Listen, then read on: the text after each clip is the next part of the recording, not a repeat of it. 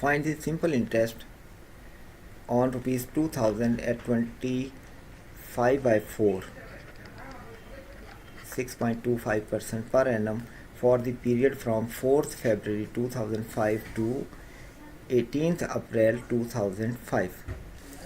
4 फरवरी से 18 अप्रैल तक।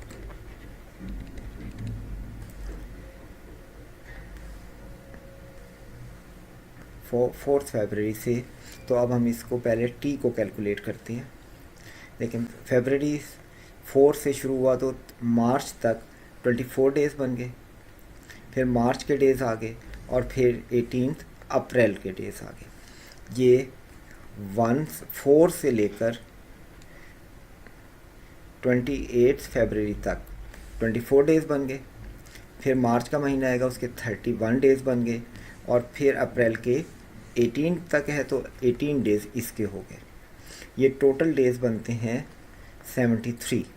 इसको हम नंबर ऑफ़ ईयर में कन्वर्ट करने के लिए 365 से डिवाइड करते हैं, तो ये बनता है 1/5 ईयर्स, यानी कि टी की वैल्यू अब 1/5 ईयर है।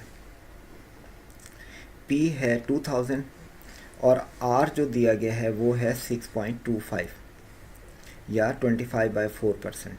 आई is equal to P R T, तो पी की वैल्यू 2000, आर है 25/400, क्योंकि परसेंटेज भी साथ 100 मल्टीप्लाई हो गया है, ये 25/4% की वजह से 100 आ गया, तो ये बन गया 25/400 मल्टीप्लाइड बाय टी 1/5। इसको जब सॉल्व करते हैं तो आंसर आता है 25, जो कि ऑप्शन ए में दिया गया है। इसलिए इस क्वेश्चन का करेक्ट आंसर है ऑप्शन